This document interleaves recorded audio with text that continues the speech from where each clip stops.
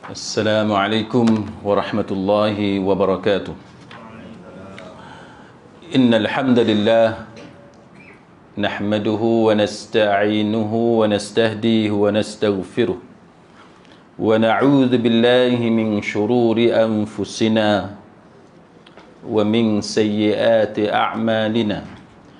Man yahdihillahu fala mudilla lahu wa man yudlil fala hadiya lahu. أشهد أن لا إله إلا الله وحده لا شريك له وأشهد أن محمدا عبده ورسوله.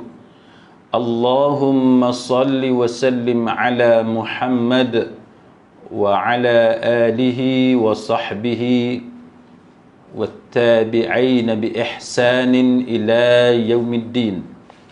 أما بعد.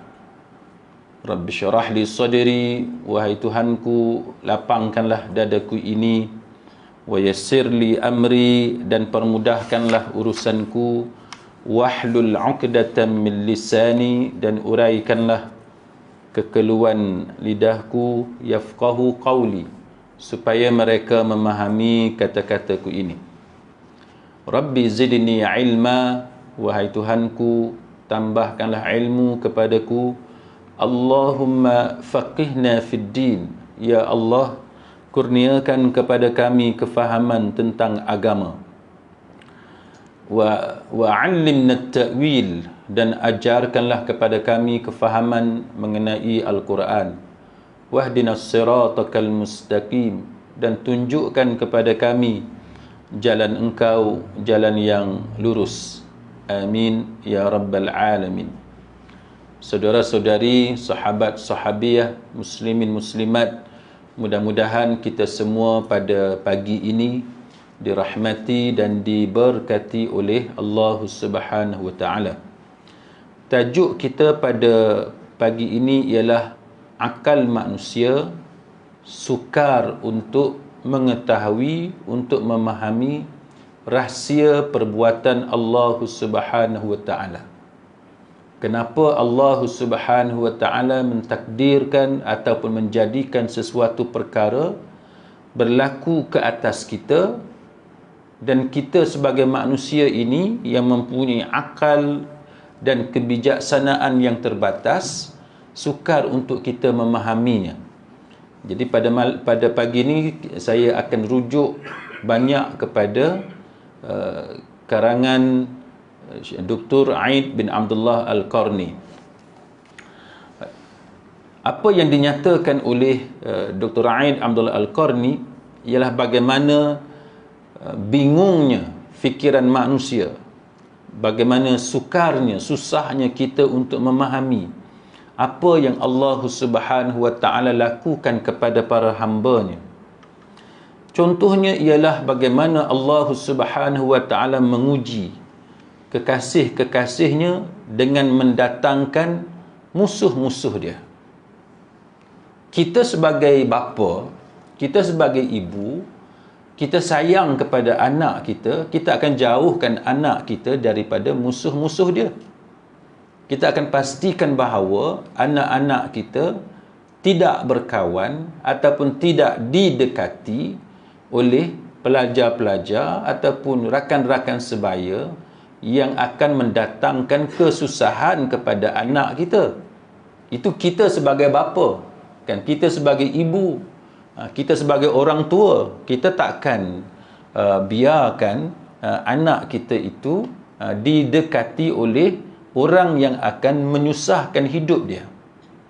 Tetapi berbeza dengan Allah Subhanahu wa taala. Cuba kita perhatikan.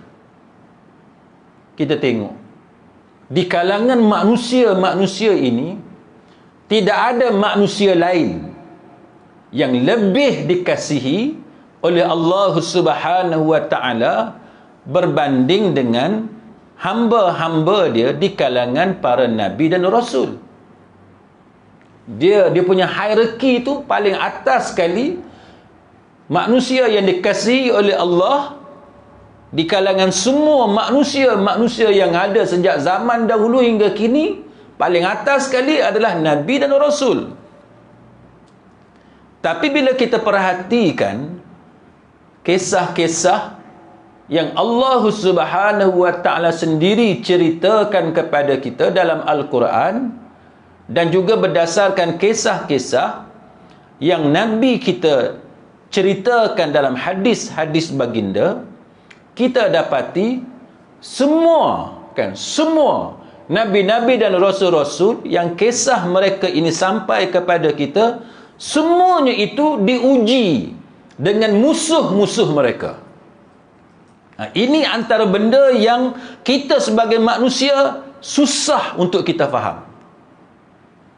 Yang mana kita diajar untuk memahami kenapa perkara-perkara macam ni berlaku kepada hamba-hamba Allah yang Allah Ta'ala kasih.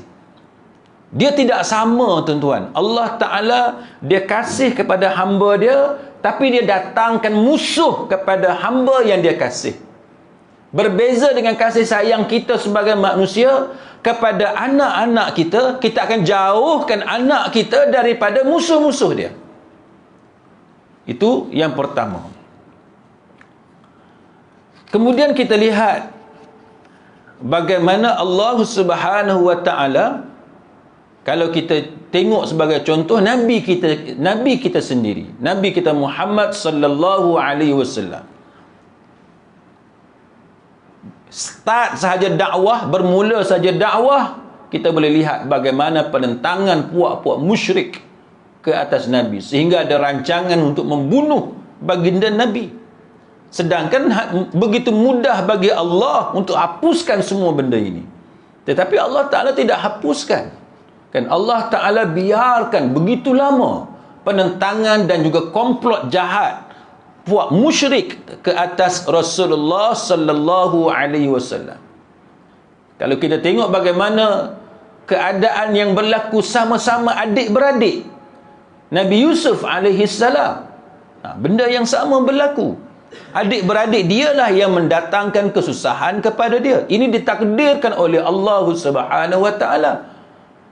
Kalau kita tengok Nabi Musa alaihi salam, kan, dengan Firaun, Allah Ta'ala uji Musa AS sejak daripada dia lahir lagi, dihanyutkan dalam air.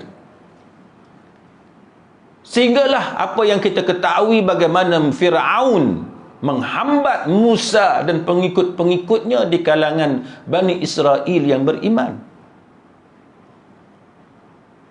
Sebab tu kita, tuan-tuan, kalau kita hidup atas dunia hari ini, Allah Ta'ala uji kita dengan benda-benda yang kita tak suka.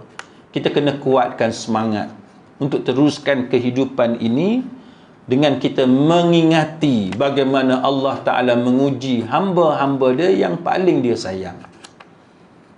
Pernah satu orang perempuan, dia cerita dekat saya, "Ustaz, kenapakah Allah Ta'ala uji saya dengan ibu saya?" Melalui ibu dia. Ibu dia discriminate dia. Adik-beradik ada 4-5 orang. Kalau mak dia ni, ibu dia ni layan buruk kepada semua adik-beradik, dia kata dia boleh faham. Mungkin mak dia ni garang sangat, ibu dia ni backing sangat, okey, dia boleh faham. Tapi kenapa dibezakan layanan? Ibu dia ni membezakan layanan antara dia dengan adik-beradik dia yang lain. Dia sebagai seorang kakak sulung, dia kena mengalah dengan semua adik-beradik dia. Daripada kecil, dia kata zaman dia sekolah, adik-beradik dia boleh main dekat luar, dia kena duduk dalam rumah, kena kemaskan rumah, kena settlekan pinggan mangkuk dan sebagainya. Sehinggalah bila dia dah dewasa, dia jumpa saya, dia kata, "Apa Ustaz?" Dia cerita dekat saya bagaimana dia tak dapat kahwin. Ada sahaja orang masuk, mak dia kata anak dia tak mau terima lagi. Mak dia yang halang dia daripada mendapat jodoh. Ini contoh, tuan-tuan sekalian, betapa ada ketikanya Allah Subhanahu wa ta'ala menguji kita melalui orang yang paling kita sayang seperti ibu. Ini antara benda-benda yang Allah Ta'ala jadikan kepada hamba dia. Kemudian Allah Subhanahu wa ta'ala Sebaliknya, dengan Qarun, Allah Ta'ala bagi harta yang begitu banyak, sehingga kan begitu ramai manusia diperlukan untuk bawa anak kunci gudang yang menyimpan harta kekayaan Qarun. Yang kita ni pula, tuan-tuan, yang kita duk fikir seorang-seorang, kadang-kadang kita duk kat rumah, pasal apa Allah Ta'ala tak bagi kepada kita harta yang banyak macam Qarun? Nah, kita boleh pergi umrah, kita ni memang minat nak pergi umrah. Kita kalau ada harta macam Qarun ni duk fikir macam-macam. Nak pergi umrah hujung Ramadan, kan? Kalau umrah biasa ni, kalau sebelum PKP dulu 5,000, 6,000. Kalau Ramadan dia pergi dekat cecah dekat 10,000. Kita duit tak ada, kan?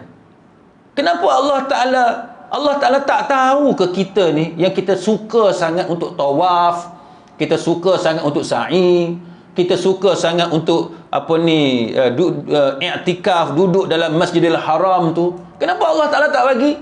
Allah Ta'ala dah bagi dekat Qarun yang derhaka, yang menentang, yang kufur kepada Allah Subhanahu wa Ta'ala, yang Allah Ta'ala sendiri sebut kejahatan Qarun.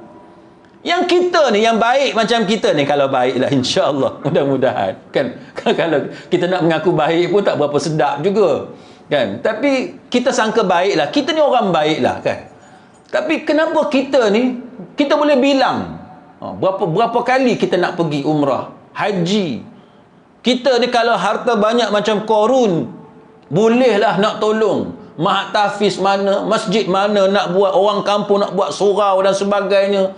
Macam-macam kita boleh buat. Sabah Sarawak tu kita boleh tabur duit kita. Macam orang politik tabur duit, kan? Kita boleh buat macam-macam dengan duit yang banyak macam Qarun. Tapi tuan-tuan, kita ni yang dalam hati kita duk bayang macam-macam kebaikan yang kita akan buat kalau kita dapat harta macam Qarun, tapi Allah Ta'ala tak bagi kita harta sebanyak Qarun. Tapi Allah Ta'ala bagi harta tu kepada Qarun yang jahat. Ini yang Dr. Aid Abdul Al-Qarni kata, susah kita nak faham, kan? Benda yang susah kita nak faham. Logik kita kata patut harta macam tu bagi kat kita, tetapi di sisi Allah, itu cara Allah Ta'ala menguji hamba dia.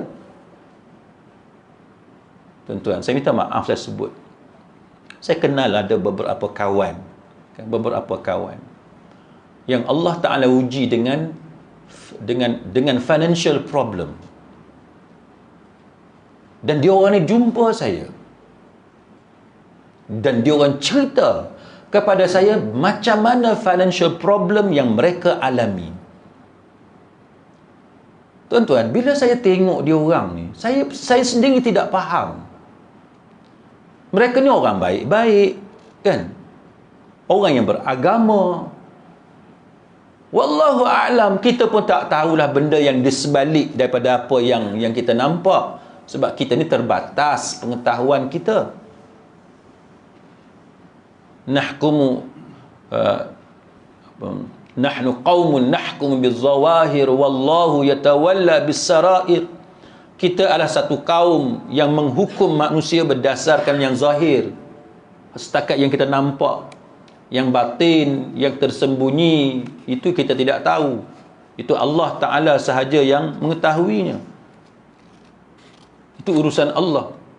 Tapi bila kawan-kawan kita yang baik-baik, orang agama, orang surau, orang masjid, datang kepada kita menceritakan masalah yang dia alami, financial problem, kita pun heran. Macam mana orang baik-baik, tetapi Allah Ta'ala uji dengan masalah-masalah keuangan seperti itu.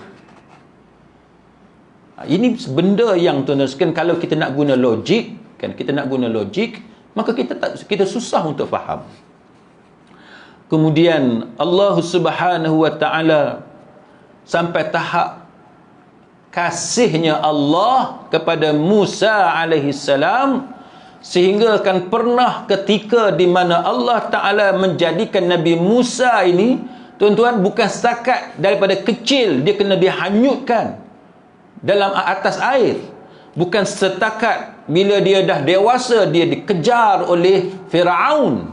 Tetapi pernah ketikanya Allah Ta'ala menguji Musa alaihissalam dengan kemiskinan. Dia punya miskin tu tuan-tuan, terpaksa makan daun-daun kayu sahaja. Kita yang duduk di Taman Makisa ni tuan-tuan sekalian, yang duduk di Penang ni, di Malaysia ni tuan-tuan sekalian, miskin-miskin kita pun tak pernah lagi terpaksa nak hidup, nak survive, makan daun-daun kayu. Tak pernah. Saya ada orang yang saya kenal, yang mana mereka ni mula-mula kahwin susah. Biasalah mula-mula kahwin kan gaji tak banyak. Gaji banyak ni bila kita dah lama bekerja baru gaji makin naik bertambah. Masa mula-mula kahwin, orang yang saya kenal ni tuan-tuan, makan pun dia kena share suami isteri. Kita dulu, bukan kita lah, anak-anak muda dulu, kalau share tu bukan sebab miskin, sebab romantik. Kan, sebab romantik, makan sepinggan. Share. Hak lelaki makan, bagi pula hak perempuan pula tu saja mengada-ngada, gatal kan. Budak-budak muda minum air pun share satu gelas. Ada hak style satu gelas 2 straw, ada yang style satu gelas 1 straw. Punya apa ni, romantik kononnya. Tapi orang yang saya kenal ni tuan-tuan, dia orang lepas kahwin tak ada duit tak cukup. Share makan, lunch, dinner, beli satu makan 2 orang, sebab tak ada duit. Ada di kalangan orang yang saya kenal, masa dia hidup susah dulu, boleh makan nasi, lauk tak ada. Jadi lauk apa dia? Ikan bilis, garam. Time ikan bilis habis, makan kepala ikan bilis. Hak mana ada kepala ikan bilis sikit-sikit tu, setakat boleh rasa. Nak ceritanya tuan-tuan, kita rasa susah, tetapi Nabi Musa alaihissalam lagi susah daripada kita. Sedangkan kita dengan Allah, dengan Nabi Musa dengan Allah, sudah tentu Nabi Musa lebih dikasihi oleh Allah Subhanahu wa taala sebab dia nabi, berbanding dengan kita yang bukan nabi ni. Maka ini yang dikatakan bahawa kita susah untuk faham apa yang Allah Ta'ala jadikan kepada hamba dia. Allah Ta'ala juga dia memberikan harta yang banyak kepada Umayyah bin Khalaf, sehingga kan Umayyah bin Khalaf ni hidup dia ni semua emas. Kain baju dia sutra semua. Punya kaya tu tuan-tuan. Dia punya kaya. Saya pernah pergi rumah kawan saya tuan-tuan. Saya tak tahulah hak saya nampak ni betul ke tidak. Tapi kepala paik pun color emas. Dia punya kaya tu. Tak tahulah yang tu dia bersalut warna macam emas ke apa. Tapi semua ni color tu semua macam emas. Dia punya kaya tu. Kita tak pernah ada kepala paik macam tu. Kita kepala paik pun kadang-kadang pecah. Kadang-kadang ikat dengan tali dan sebab macam-macam lah kita ni. Kan, kawan-kawan kita di kampung, saya banyaklah orang jemput ceramah di kampung dan sebagainya. Masuk dalam kampung, masjid ujung jauh, kita tengok, dan dia orang ajak makan di rumah, kita tengok tahap kesusahan tu. Kan, tahap kesusahan orang kampung. Kalau kita nak banding tu ni, kita nampak orang ni orang baik-baik tetapi miskin. Tetapi Allah Ta'ala membezakan dari sudut memberi rezeki kepada hamba dia. Umayyah bin Khalaf hidup sebegitu rupa, dia punya kaya tu. Tetapi Rasulullah sallallahu alaihi wasallam yang kata semulia-mulia insan di alam ini, Muhammad sallallahu alaihi wasallam, Allah Ta'ala jadikan Nabi kita miskin. Nabi kita miskin. Dia punya miskin, baginda miskin ni tuan-tuan, sampai tahap ikat batu, terpaksa ikat batu pada perut nak tahan lapar tu. Ini boleh kita tengok dalam Sahih Bukhari ketika perang Khandaq. Susahnya Rasulullah sallallahu alaihi wasallam. Kemudian tuan-tuan sekalian, Allah Ta'ala dia bagi petunjuk tak sama antara manusia. Orang hak Nabi sayang, kalau kita tengok tuan-tuan sekalian, orang yang Nabi sayang seperti Abu Talib, Allah Ta'ala tak bagi hidayah. Innaka la tahdi man ahbabta walakinallaha yahdi man yasha. Sesungguhnya engkau wahai Muhammad tidak boleh memberi hidayah kepada orang yang kamu kasih. Man ahbabta, orang yang kamu kasih. Walakinallaha yahdi man yasha. Sesungguhnya Allah Ta'ala yang bagi hidayah kepada orang siapa-siapa yang dia mahu. Sebab tu kita tengok tuan-tuan, Abu Talib dia tak dapat hidayah, walaupun Abu Talib sangat-sangat disayangi oleh Nabi. Tapi Allah Ta'ala dia bagi petunjuk pula kepada Bilal bin Rabah radhiyallahu anhu. Kalau tanya kita, tuan-tuan, pasal apa tak boleh bagi hidayah kepada Abu Talib? Sedangkan Abu Talib sangat sayang kepada Nabi kita Muhammad sallallahu alaihi wasallam. Sedangkan Abu Talib bukan setakat sayang kepada Nabi, dia bapa saudara Nabi, pak menakan Nabi. Dan bukan setakat dia sayang dan dia pak menakan Nabi, tapi dia melindungi Nabi daripada gangguan puak-puak musyrik pada masa itu. Banyak pertolongan yang diberikan oleh Abu Talib kepada Nabi kita Muhammad sallallahu alaihi wasallam. Tapi yang tu Allah Ta'ala tak bagi hidayah. Tapi Allah Ta'ala bagi hidayah hamba abdi. Orang zaman dulu tuan-tuan sebut hamba abdi, kira lekeh sangatlah, teruk sangat.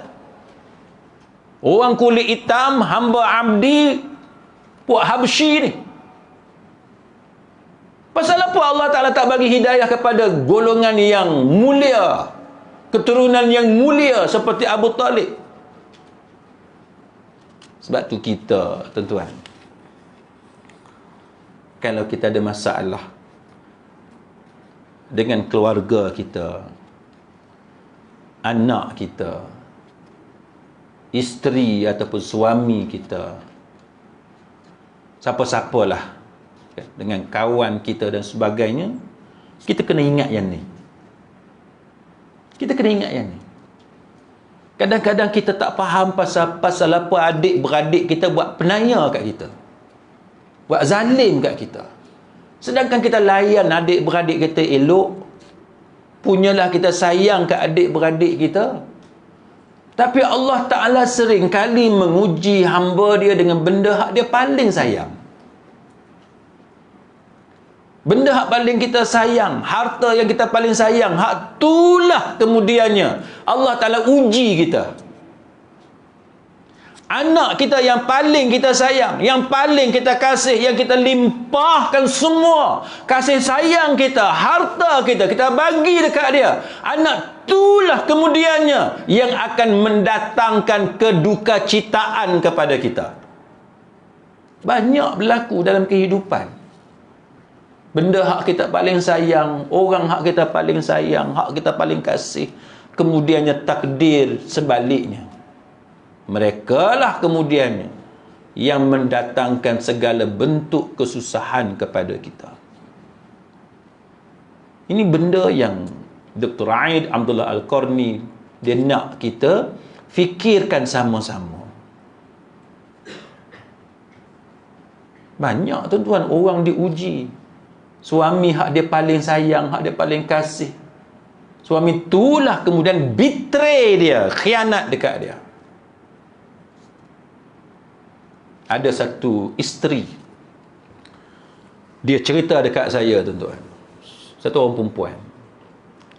Dia datang jumpa saya, dia kata, "Ustaz, boleh tak saya nak minta pandangan?" Saya pun kata, kita cari tarikh yang sesuai, masa dan sebagai tempat jumpa.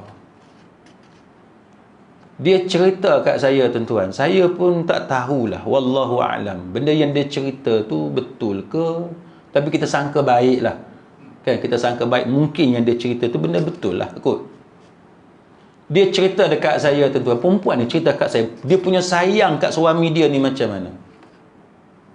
Dan dia sedih bila suami dia kemudiannya menduakan dia. Apa dia buat dekat suami dia? Tanda dia sayang sungguh kat suami dia. Dia cerita kat saya, tuan-tuan, suami dia nak pergi kerja pun, dia tolong pakaikan stokin kat suami dia. Ni tak memang kisah siapa isteri pakai stokin ada. Ni gaya tengok muka pakai sendiri rasa ni. Tengok gaya ni, kita ni banyak pakai sendiri stokin. Si isteri ni dia cerita kat saya, dia ni punya layan, kita tak tahulah dia exaggerate ke apa kan, tapi kita buat andaian benda yang dia cakap tu betul. Dia kata suami dia nak pakai kasut tu, duduk kat kursi nak pakai kasut, dia kata dekat muka pintu rumah dia tu, dia yang pakaikan stokin suami dia. Punya sayang. Ada satu kes hak lain, bukan orang yang sama, kes lain lebih kurang juga. Dia kata ni rambut dia ketiak, bulu ketiak suami dia, dia yang tolong ni gunting ke shave, tolong bersihkan. Saya lepas saya handle kes tu, tuan-tuan, saya balik, saya cerita kat isteri saya. Saya kata, boleh tak awak tolong gunting? Dia kata, jangan, isteri saya marah kat saya. Dia kata, jangan mengada-ngada lah abang, kata. Jangan mengada-ngada lah, kan. Tapi kita nak cerita, tuan-tuan, layanan suami isteri ni berbeza, kan. Orang ni macam tu cara dia dengan suami dia, dengan isteri dia. Orang ni pula macam tu cara dia dengan suami isteri dia. Ada isteri, dia pandai mengutamakan suami dia di khalayak ramai. Ada isteri yang macam dia pandai. Dia nak hidang air, dia bagi kat suami dia dulu, baru dia bagi dekat para tetamu. Ada isteri, saya perhati, tuan-tuan, benda-benda macam tu. Saya pergi rumah kawan-kawan saya, kan, AJK Masjid, AJK Surau dan sebagainya, kita tengok macam mana ethics yang berbeza yang diamalkan oleh setiap manusia. Beza. Ada isteri dia pandai. Bila dia hidang je cawan air tu, suami dia dulu. Kita perhati tengok. Suami dia dulu. Lepas tu baru dia bagi dekat tetamu. Dia nak letak kuih, nak letak apa, suami dia dulu. Lepas tu baru tetamu. Wah, kan? Kita nampak sejuk mata kita tengok. Nyaman je kita tengok kehidupan macam tu. Tapi ada isteri dia tak pandai pun benda-benda macam tu. Tak pandai. Sampai suami kecil hati pun ada. Ada isteri, tuan-tuan, dia hidang air dekat tetamu je, suami dia tak bagi. Suami pun terkejut, pasal apa dia tak ada air untuk aku ni. Lepas tu suami pun kecil hati lah, tanya isteri dia lepas tu, air abang tak ada ke? Kan? Dia kata, abang dah minum kan tadi? Dia kata, abang dah minum dah tadi. Alamak. Kan? Jadi tetamu je dapat air. Yang suami tak dapat. Kita nak kata apa? Cara berfikir tak sama, tuan-tuan. Cara berfikir. Isteri dia sayang sangat kat suami dia. Nanti suami dia minum air banyak, nanti kecil manis pula. Kan? Logik dia macam tu. Yang suami pula kecil hati, air dia tak ada. Dia nak bersembang dengan kawan dia. Kawan dia dapat air, dia tak dapat air. Itu contoh. Kan, tuan-tuan sekalian. Jadi manusia, Allah Ta'ala jadikan berbeza antara satu sama lain. Jadi berbalik pada cerita si isteri tadi, dia dengan menangisnya air mata duk keluar, dia ceritalah macam mana dia utamakan suami dia. Tapi suami ni, tuan-tuan, kemudiannya ada orang lain pula, kan. Jadi remuklah hati dia. Hati dia remuk. Sebab dia rasa kasih sayang selama ni, layanan dia kepada suami dia. Dan isteri ni cerita dekat saya, dia kata dia kata, ustaz, saya boleh bagi tahu dekat ustaz, kawan-kawan saya tak ada layan suami masing-masing macam saya layan suami saya. Tapi itu realiti dia, tuan-tuan. Hak kita sayang itulah kemudiannya mendatangkan kedukacitaan dalam diri kita. Ada isteri, dia tak peduli pun suami dia. Ada. Suami pula yang remuk. Kan? Suamilah pula yang duk berlinangan air mata. Kan? Biasa kita dengar isteri yang berlinangan air mata duk tersinggung dengan suami. Tapi ada juga suami yang duk remuk hati dia, duk simpan je rasa sakit hati dengan perbuatan isteri. Ada. Tak peduli pun baju suami, seluar suami, dia tak pernah peduli pun. Macam isteri saya, dia sayang sangat dekat saya. Sampai tahap side baju, side seluar ni ada 3 side.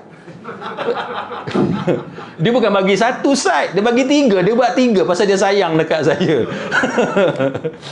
Saya tak sedar pun. Saya pergi ceramah. Saya pergi ceramah, duduk masa minum, nak dekat-dekat nak pergi dekat stage tu, AJK tu tanya saya, "Ustaz, seluar Ustaz ada 3 side."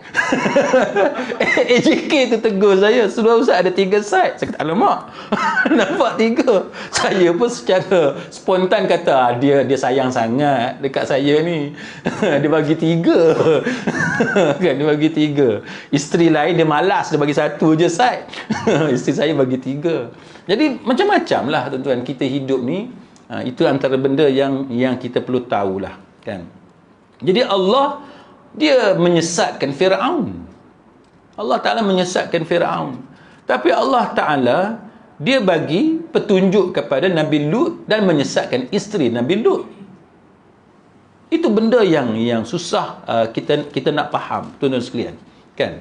Allah Ta'ala dia jadikan Nabi Ibrahim sebagai kekasih dia, tapi ayah Nabi Ibrahim jadi musuh, kan, jadi musuh. Ini semua contoh macam mana kita tengok Allah Subhanahu Wa Ta'ala melayani dan memberikan kepada hamba dia berbeza di antara satu sama lain. Dan Allah Ta'ala juga menurunkan pertolongan kepada orang yang dia kendaki, dan Allah Ta'ala juga tidak memberikan pertolongan kepada sesiapa yang dia kendaki.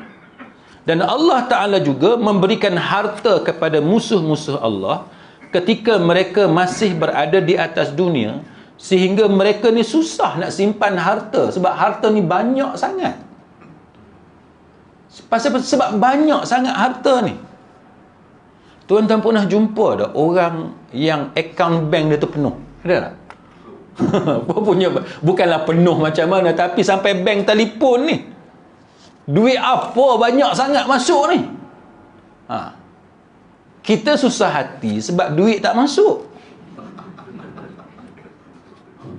Tiap bulan tu tengok akaun, alamak. Kan? Duit tak ada. Duit tak ada. Itu kita. Sekarang ni kan online, cek melalui smartphone pun boleh access akaun kita, tengok, alamak, duit tak ada. Macam mana ni? Tapi ada kawan kita, ada saudara kita, ada orang Islam kita, tuan-tuan sekalian, dia susah hati kalau bank telefon. Pasal duit banyak sangat masuk. Kan sekarang ni kan staff bank dia bertanggungjawab untuk report. Dia panggil suspicious transaction. Suspicious transaction.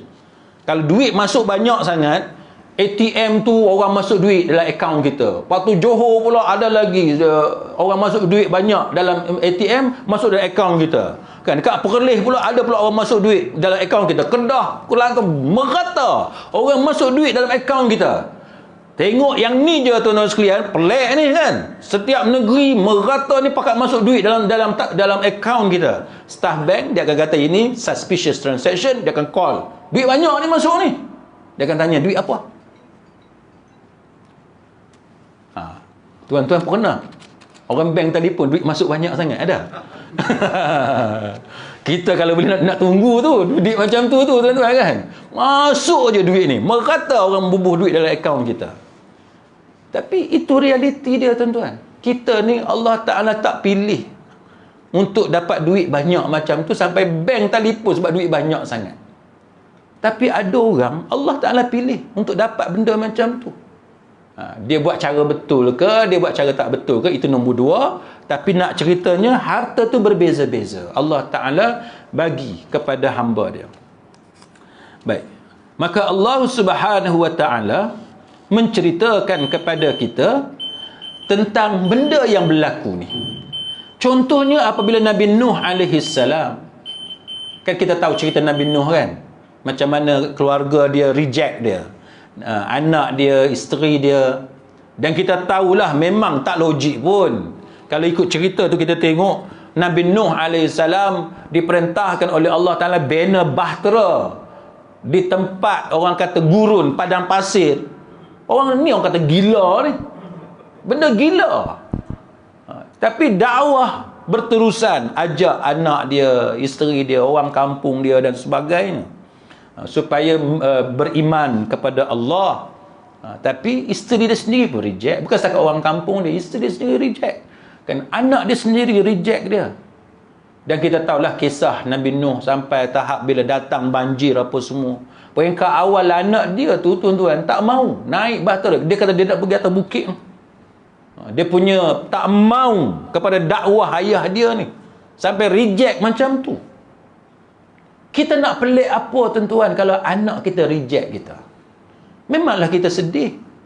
Kita punya sayang dekat anak kita ni, kan, kita punya sayang kat dia, segala harta yang kita ada kita nak bagi kat anak kita, semua nak bagi kat dia.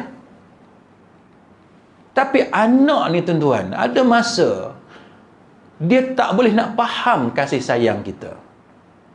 Dia tak ingat benda yang kita duk bagi kepada dia selama ni.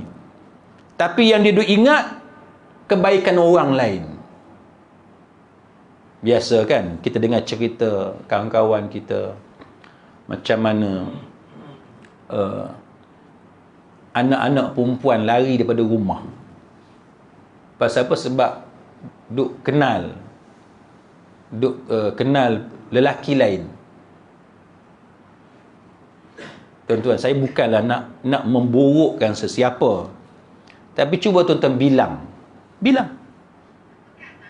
yang duk lari, duk buang ayah dia, duk buang mak dia macam sampah, duk buang adik-beradik dia, pasal apa? Sebab cinta dekat lelaki apa semua. Cuba tuan-tuan tengok, yang kekal kahwin sampai anak cucu berapa orang? Saya, hak setakat saya kenal tuan-tuan sekalian, dalam banyak-banyak yang saya kenal, hanya satu pasangan sahaja yang kekal sampai sekarang. Hak lain tuan-tuan sekalian, kahwin setahun bercerai. Di Kelantan tuan-tuan sekalian, perempuan ni lari daripada mak dengan ayah dia terjun ikut tingkap. Lelaki tu panggil ikut tingkap, lari ikut tingkap, terjun. Tinggal mak dia, tinggal ayah dia. Banyaklah cerita-cerita macam tu tuan-tuan.